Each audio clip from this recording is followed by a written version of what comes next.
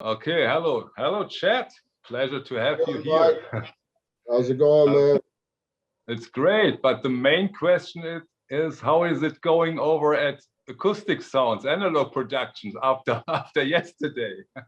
Well, you just keep hearing about, like the government's internet crashing, the internet, when the government does something big, and you always hear about that, and you kind of laugh, and I don't know if I ever believe it's totally true.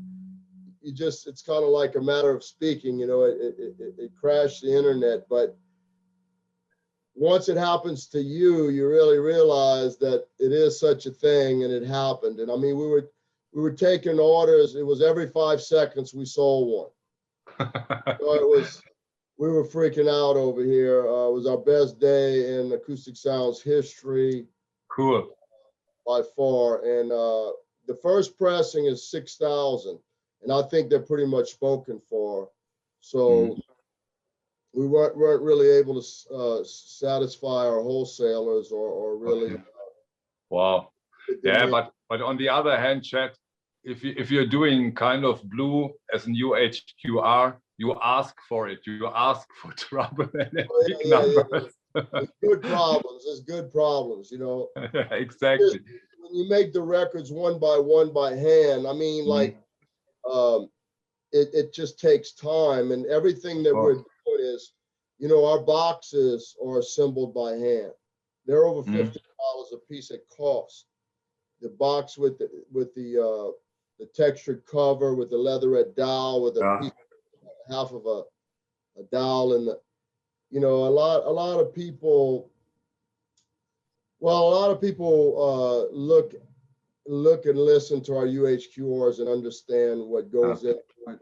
But I think there's still some that just don't really have a understanding of the handmade craftsmanship, that each record is made by hand, one by one, inspected by eye, by humans. The box and the jackets are made one by hand. The more impressive is the sheer number you are putting out with 25K.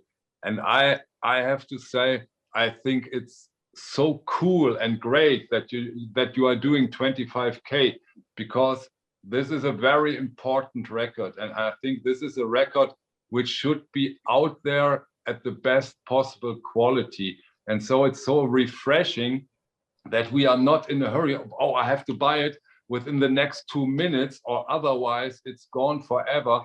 And that's really cool that you give the people, I think, the chance to decide and get it while it's out there, but without a crazy need for hurry.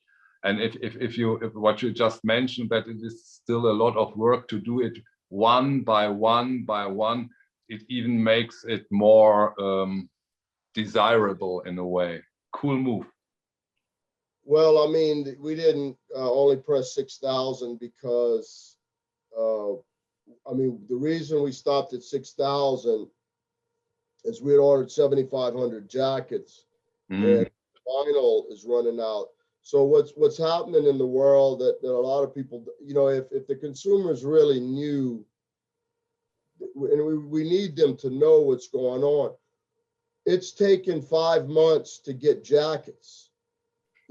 So far we only use Stoughton Printing because they're the best. Okay. Yeah. And we don't want to compromise anything. The jackets we make, they're in the $3 range just for the jacket. If people really look at those jackets and they compare them to other jackets, then they'll know. There's 3 things about quality and everything is, price, quickness, and quality. And you can only choose 2. So, the way I figure my customers, they want it done right. If it costs more, they don't really care. They want it done right, the right way. Yeah. And so you can't get it quicker. You can't get it cheaper. It's going to take time and it's going to cost money. And you can't speed that up and you can't do it for less. There's plenty of other records. Like I see people in the comments, oh, $100 record.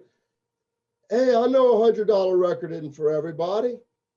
You know, I think a Rolls Royce is too expensive. You don't see me shopping for Rolls Royces, you know? Yeah, you know, I really recommend my viewers that they go over, and I will link your channel, that they really go over, if they haven't already, and look at the video you did about this UHQR pressing procedure. Oh, we're going to be taking more too. We've got a lot of stuff planned. I mean, you know, in fact, maybe we could segue into what's going to happen on Saturday while we're doing this whole video. Yeah, exactly. Is on Saturday, we're going to have Bernie Grunman, the mastering engineer that cut this in 1995. Unbelievable. One of the legends in the business.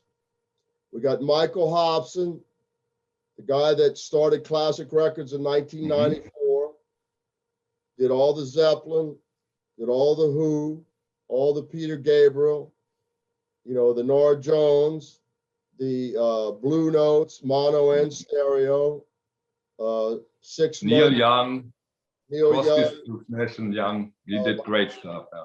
Like 300 or 400 RCA living stereos, kind of blue timeout. So anyway, we've got Mike Hobson, Michael Fremer, Bernie Grunman, me, and my plating and plant manager Gary Sahlstrom.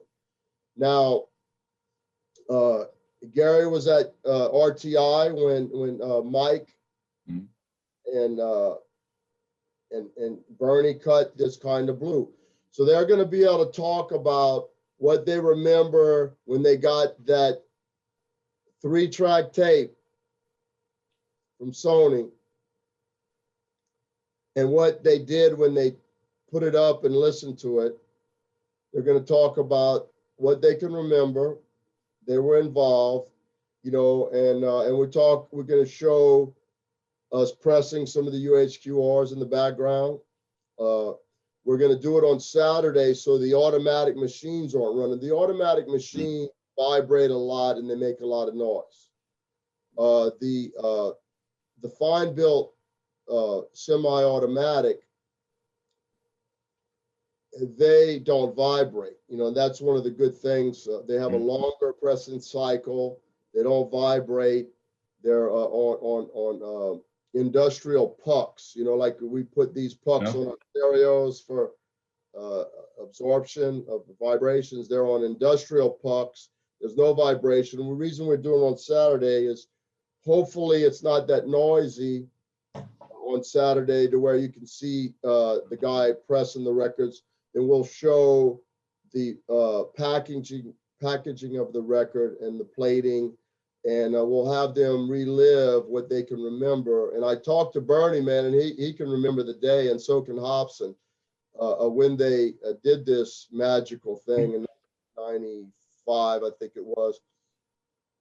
And this great with YouTube, how we can share all this stuff. Yeah, that's really cool. And if I'm not completely wrong, yesterday I read that even I am a part of this Saturday. Yes, because we've been watching your videos and we really like it. We like your style. I listen to what you say, and since I know about most of the records you talk about, I can tell that your opinion is a well-informed opinion, you know, whether, you know, that you're just not winging it, you know, and so, you know, I'm in the sausage factory. I listen to all the press of the different labels, and we get the returns from different labels. You know, we know if they get the master or not. All right. Yeah. We talked about, interesting stuff. use the original master. You know, there's a lot of that going on. We can't really name names. It will. But in that context, allow me one sentence to my viewers. As I'm now part of this on Saturday, please join this stream. I will put the link down below. I really need your support when I'm on screen with those legends. So please, this is a back my viewers. Please support me. I think even the spectators who joined this event, they also can ask questions, and we talk about the questions and answer questions and stuff like that, right? Yeah, I think at the end we'll look at the questions, and you know, you can ask Bernie a question. I mean, when can a consumer have Bernie's ear? We can ask just from her a question. Cool. They want to ask you a question. They want to ask me a question. They want to ask Gary a question. They want to ask Hobson a question. I mean, that's true. You know, these guys were there. They had the 3-track. You know, there's a lot of, you know, I'll read the comments. There's a lot of doubters in the consumers, really. I think I've worked long enough and hard enough and have proved that we 95, 96, maybe 99% use master analog only. The name of my label is Analog Productions. You know what I mean?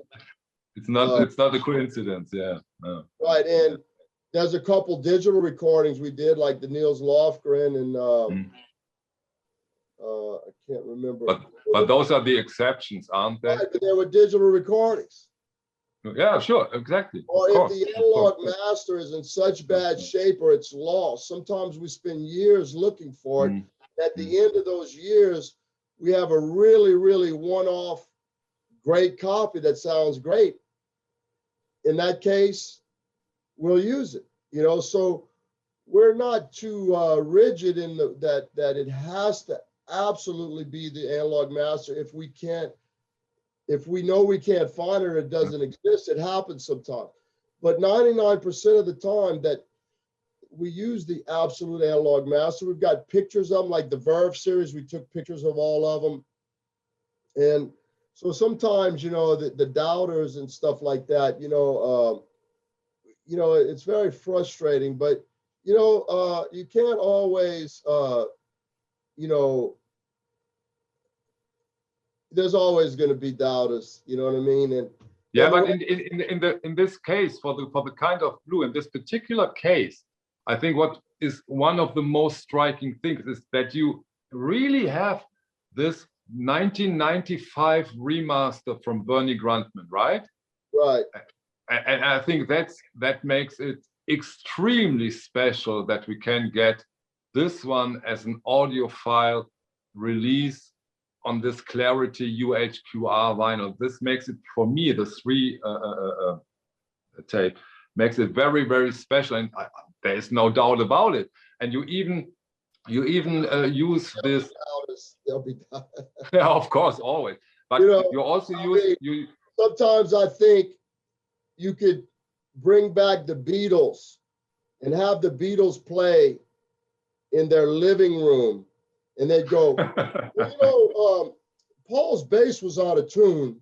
I couldn't enjoy it. His bass was out of tune. Yeah, you always have that, but come on. But listen, the 3-track tape, according to the company, is not leaving again. Okay, it didn't. Exactly. Yeah.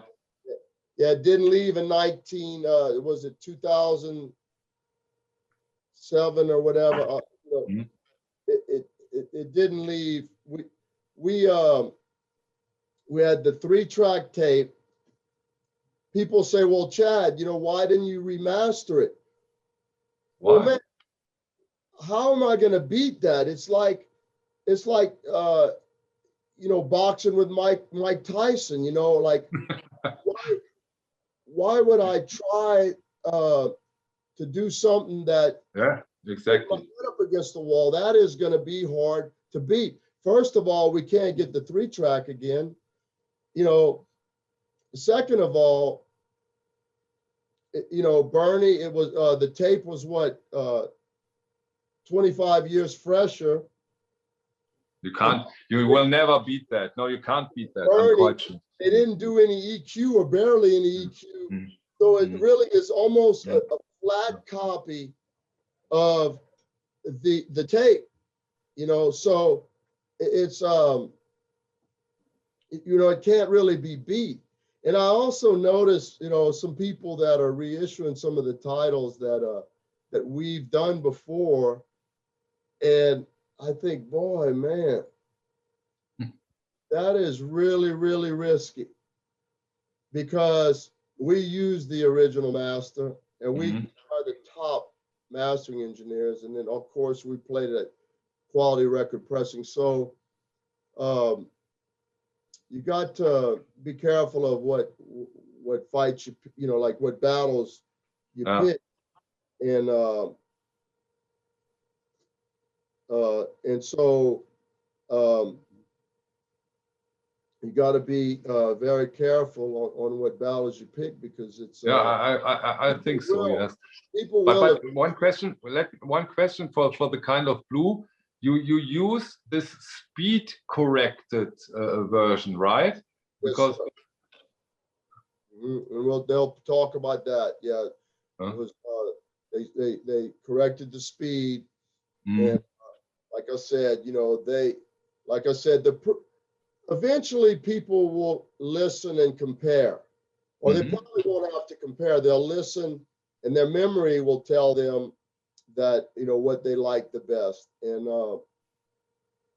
so eventually people will sit down and compare these, and you know, people will, the ones that end up sounding the best will be the ones that are the most collectible and desirable, and eventually go for the most money. Exactly. And let's hope that they, as you did a quite large amount of them, that they will be there available for quite some time, because I think that there will be more and more and more younger people getting into this audiophile and high quality vinyl again. So, and I think this is such an important recording. It's so important that it's out there in a decent manner, an audiophile way, and I can't wait to get my ears on that edition, Chad. Right. Well, you know, I'm not sure they're going to last that long, because it looked like the 6,000 pretty much went. Yeah. And I do also notice in the comments where people kind of blew again. Well, for the person that says that, we're not making it for you. We're not making it for you. There's people that are just getting back into analog. Yeah, you know, right. It's like, we're not making it for that person that already has 5 copies of it, or has 1 copy. And I mean, if it's too many and they don't want it, don't buy it. You know, like exactly. When I see something that I don't want, I don't buy it. You know, or if it's too expensive for me, I don't buy it. You know, so we're doing this for the people that still want it and still need it. And what's happened in the last year is LPs have exploded, and there's new customers, man. There's young people that are getting into jazz, and we want to make this available to them, and they're buying, you know. So, you know, like sometimes we get frustrated with the comments, because they just don't. If they sat in my shoes and they, you know, they know what's going on, like the you know, the when we pick 25,000, we're like, yeah, we want everybody to get a chance, you know. But another thing with humans, and my friends do this to me, they're going to wait to the last minute. And when we're out, I'm going to have a lot of friends, my best friends, call me, hey man, I want another one of them kind of blues. I wanted to give to a friend, or I wanted a backup copy, or I didn't get around to buying it. I didn't know it was going to sell so fast. I mean, listen, to all my friends out there, please, when we issue something, try to buy it right away because I can't keep pulling rabbits out of the hat. You know, people are asking me for the Prestige mono sets, the Prestige stereo sets, the Blue Note 1 and 2 sets, the Fantasy 1, 2, 3, and 4 sets. The Bill Impulse, probably.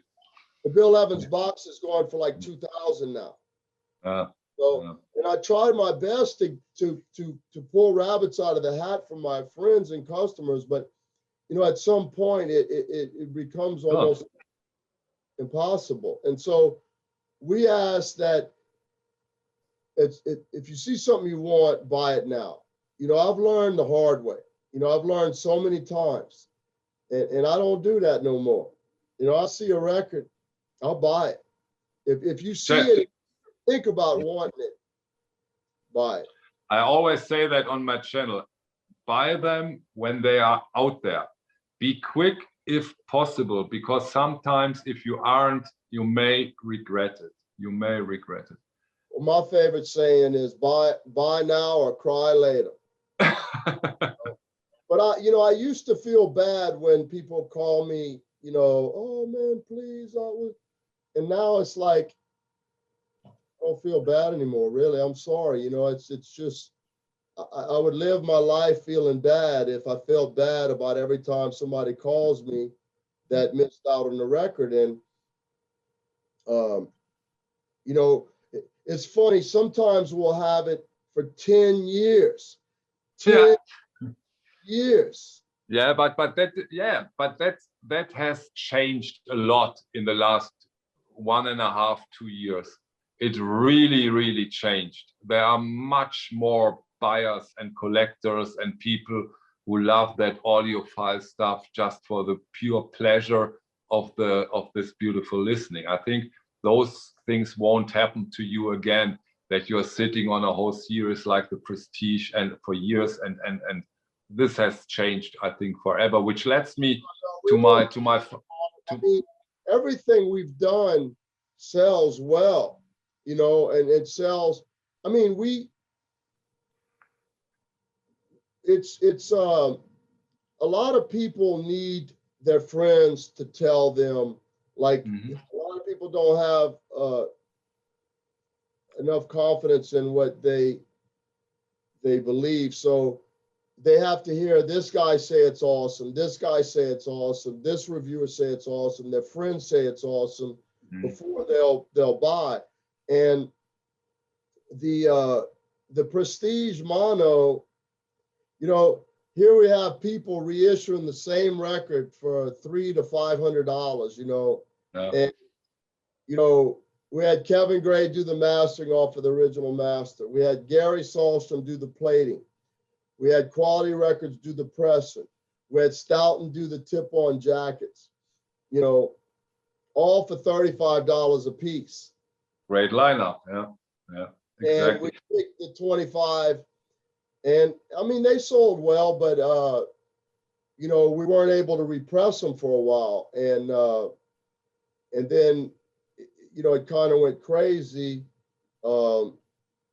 It's just frustrating when people don't recognize something until it's too late, you know, and then.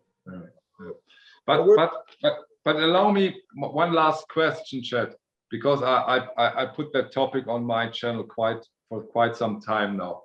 I really have the highest hopes for the UHQR series, and I don't ask about titles now, of course this would be, but is there a chance that we see UHQR releases in a shorter or in a higher frequency than, let's say, in the last 2 years? Yeah, the answer is yes. We Cool. got 2 titles coming. I mean, I can't crash our internet again. I mean, if the kind of blue crash the internet, when the people see these titles, and they're not the old ones being recycled. Cool. Maybe a few of them. But, you know, I've learned that we're not going to announce. It's so hard to make these UHQRs. We don't really want to announce them too far ahead. The people go crazy. They start calling us. They call us. When is it coming? When is it coming? When's it coming? And and it's a great thing that they're that excited about it, you know. But so we're going to wait, just like on the Kind of Blue. We didn't make the announcement till we were already pressing it.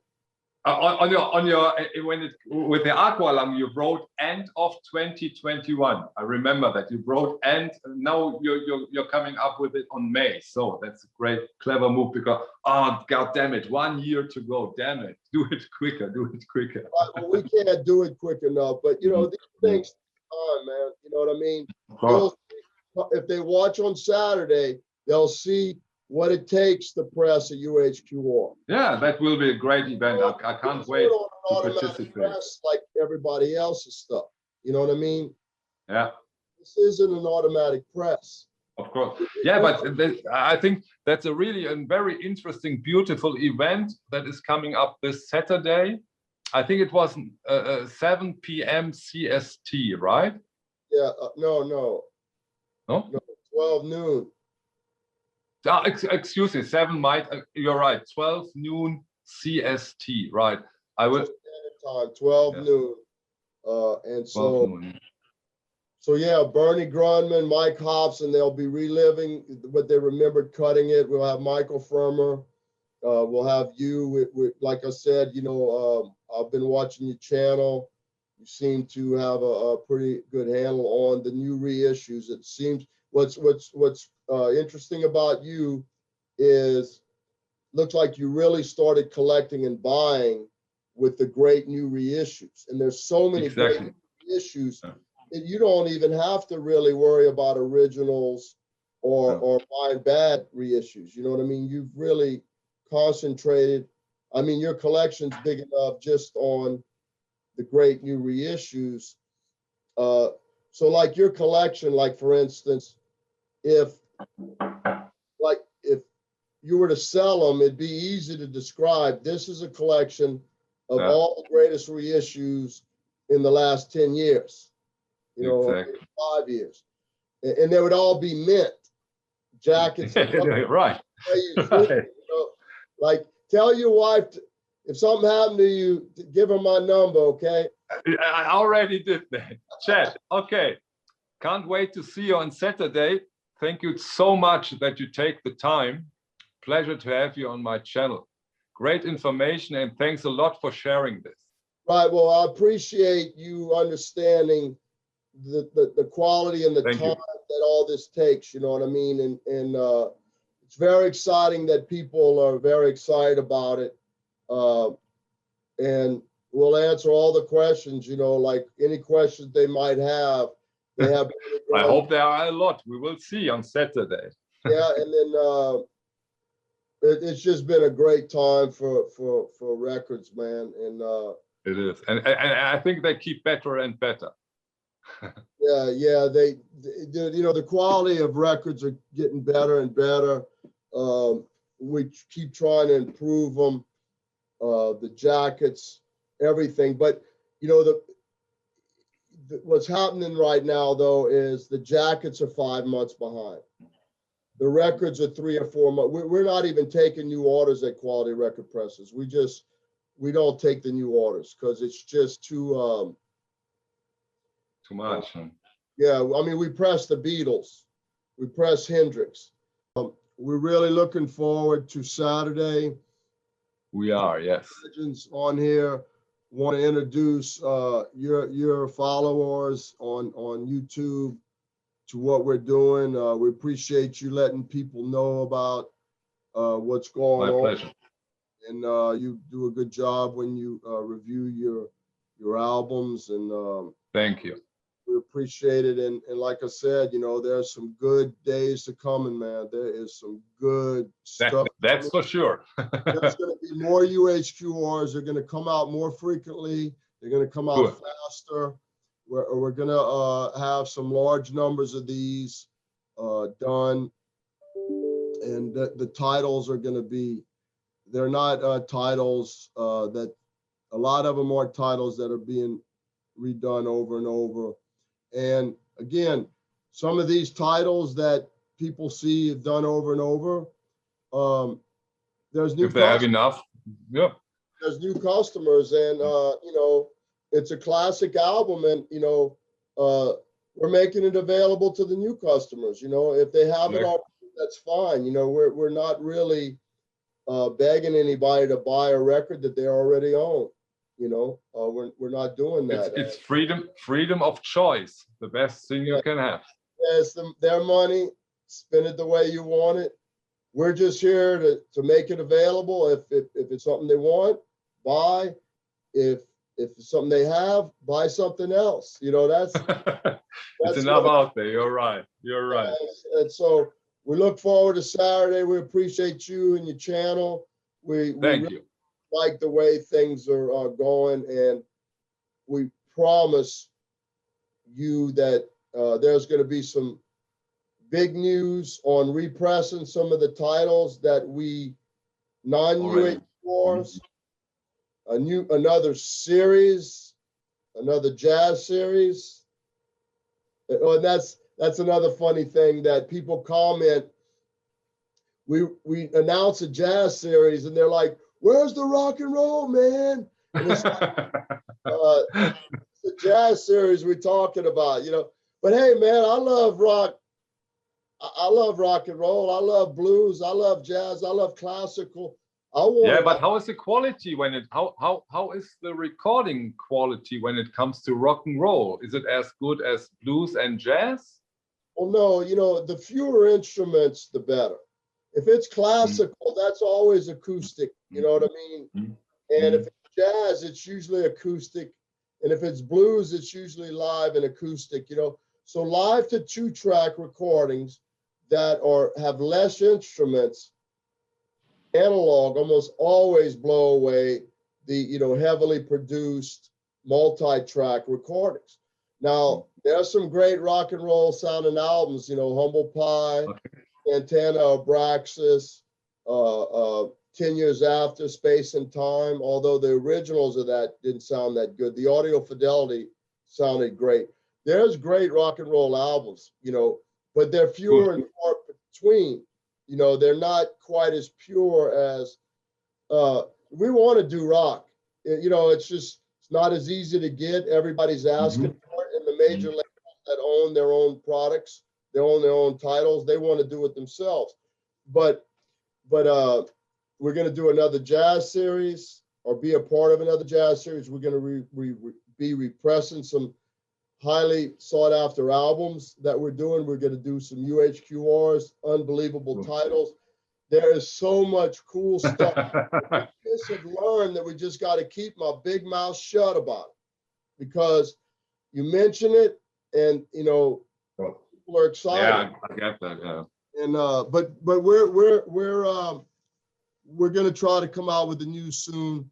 But let's concentrate on Kind of Blue right now, because exactly, and upcoming Saturday, and then we see us again, Chad. Saturday at noon Central Standard Time. I put a link down, because when they probably all have already subscribed to your channel. If not, do now, because otherwise you may miss this great event. Chad, I'm terribly proud to have you on my channel. Thanks for taking the time and share your insights and feelings with us. Hope to see you soon, latest on Saturday, right? Yes, sir. See you on Saturday. Okay. Thank you so much. Okay, bye-bye.